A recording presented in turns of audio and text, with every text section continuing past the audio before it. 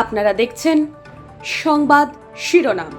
দেখলেন তো অনেক কিছু, এবার দেখুন নতুন কিছু। প্রাথমিক বিদ্যালয়ে বসলো এসি, কমলো স্কুল ছুটের সংখ্যা। স্কুল আছে, তবে ছাত্রছাত্রীদের দেখা নেই। এটাই এ রাজ্যের বহু প্রাথমিক স্কুলের চেনা ছবি।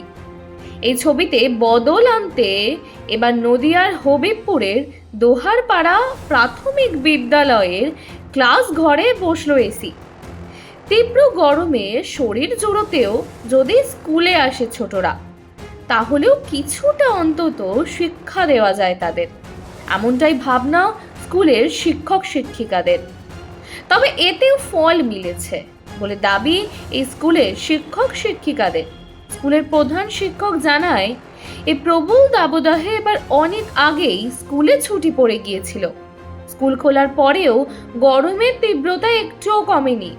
বহু অভিভাবকই এই গরমে ছোটদের স্কুলে পাঠাচ্ছেন না। অনেক সময় ছোটরাও কিন্তু স্কুলে আসতে চাইছে না। এই পরিস্থিতিতেই ক্লাস ঘরে এসি বসানোর চিন্তা ভাবনার কথা মাথায় আসে তাদের। প্রধান শিক্ষক বলেন, পড়ুয়াদের স্কুলে ফেরানো যাবে কি করে, এই নিয়ে আলোচনা করতে গিয়েই আমরা স্কুলের শিক্ষক শিক্ষিকারা বসে আলোচনা করি, এসি বসানোর কথা ভাবি। তারপরেই আমরা পঞ্চায়েতের সঙ্গে কথা বলি ডিস্ট্রিক্ট ইন্সপেক্টরদের সাথে। তাদের অনুমতি নিয়েই স্কুলের ক্লাস ঘরে এসি বসানো হয়। স্কুলের জন্য যে ফান্ড আসে তার সঙ্গে আমরা শিক্ষক শিক্ষিকারাও হাত মিলিয়ে এই ব্যবস্থা করি। বিদ্যুতের বিল কে বহন করবে জানতে চাইলে তিনি বলেন, 12 মাস তো আর এসি চালাবো না। ইদানিং এতটাই তীব্র গরম পড়েছে যে ছাত্রছাত্রীরা স্কুল মুখ হচ্ছে না। এসি চলবে 1 মাস। বাড়তি বিল বিদ্যালয়ের শিক্ষক শিক্ষিকাদের নিজেদের অর্থ থেকেই মেটানো হবে। হবিবপুরের দোহারপাড়া প্রাথমিক বিদ্যালয়ের সব মিলিয়ে ছাত্রছাত্রীর সংখ্যা 52। স্কুলের একটি ঘরেই চলছে 1 থেকে 5 পর্যন্ত ক্লাস।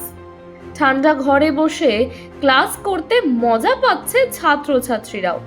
ক্লাসে আসছে নিয়মিত, পড়াতে পেরে খুশি স্কুলের শিক্ষক শিক্ষিকারাও। দেখুন, এখন বেশিরভাগ আমাদের মতো, মানে আমিও গার্জিয়ান, তো আমারও দুটো ছেলে আছে।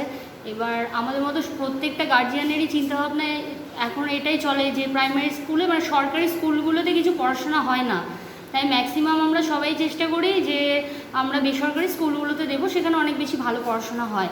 কিন্তু এই যে আমাদের সমস্ত অভিভাবিকার মধ্যে যে এই চিন্তাভাবনাটা চলে এসছে, সেটা আমার মনে হয় আস্তে আস্তে এবার একটু হলেও চেঞ্জ হবে। কারণ আমি যখন প্রথম এই স্কুলে এসেছি তখন এই স্কুলে স্টুডেন্ট ছিল 40-এরও কম, কিন্তু বর্তমানে এই স্কুলে আমি এসেছি লকডাউনের আগে। লকডাউনের যখন আমাদের করোনার একটা ভয়াবহ পিরিয়ড চলেছে, তার ঠিক আগেই আমার ট্রান্সফার হয়ে এখানে এসেছি আমি, তখন আমি এখানে 40-এর কম স্টুডেন্ট পেয়েছি। কিন্তু বর্তমানে আমার স্কুলে এখন 52 জন স্টুডেন্ট আছে। আর আশা করছি নেক্সট আমাদের যে আবার শিক্ষাবর্ষ শুরু হচ্ছে সেখান থেকে স্টুডেন্টের সংখ্যা আরও অনেকটাই আমরা বাড়াতে পারবো।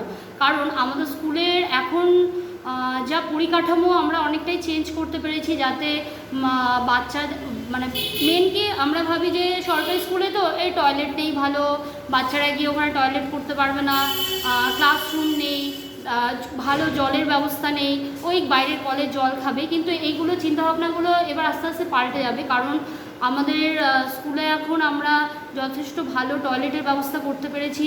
অবশ্যই সেটা আমাদের স্কুলের উদ্যোগে এবং আমাদের পঞ্চায়েত থেকে আমাদের সাহায্য করেছে তার জন্য। প্লাস আমাদের স্কুলে এখন আমরা একটা এসির বন্দোবস্ত করতে পেরেছি। সেটা আমাদের যতজন আমাদের শিক্ষক শিক্ষিকা আমরা আছি স্কুলে, সবার একটা সম্মতি নিয়ে, এবং অবশ্যই আমাদের যে এখানকার গার্জিয়ানরা আছে তাদের সাথেও আমরা একটা আলোচনা করেই আমরা এটার ব্যবস্থা করেছি। এবং ব্যবস্থাটা এবার ভাবতে পারে সবাই যে তাহলে আমরা কি করে ব্যবস্থা করলাম, যে অন্য স্কুলে এসি নেই, আমাদের স্কুলে কি করে এসি হলো। এবার এটা চিন্তাভাবনার মধ্যে দেখুন, পুরোটাই তো সরকারি সাহায্য, অন্য স্কুলেও যা পায় আমরাও তাই পাই। এবার তার মধ্যে হয়তো আমরা প্রতিটা টাকাই যে আসছে সেই টাকাটা সবই যে আমাদের সেই সাথে সাথেই খরচ হয়ে যাচ্ছে তা নয়। সেটা কোনো স্কুলেই হয় না, হয়তো অনেক স্কুলে হতে পারে, কিন্তু আমাদের স্কুলে আমরা একটু একটু তার মধ্যে থেকেই বাঁচিয়ে বাঁচিয়ে কিছু ব্যবস্থা করেছি। কিছুটা আমরা সমস্ত টিচাররা, তার সাথে কিছুটা নিজেরা সাহায্য করতে পেরে একটা এসির ব্যবস্থা করেছি, এই কারণে যাতে এই যে এখন গরম পড়লেই আমরা বাচ্চাদেরকে স্কুলে পাঠাচ্ছি না, কিন্তু তারা যেন স্কুলে এসে সুন্দরভাবে একটু পড়াশোনা করতে পারে, যেটুকু টাইম তারা পড়বে তাদের যেন কষ্ট না হয়। মানুষের পাশে মানুষের সাথে আমরা আছি এই বাংলাতে।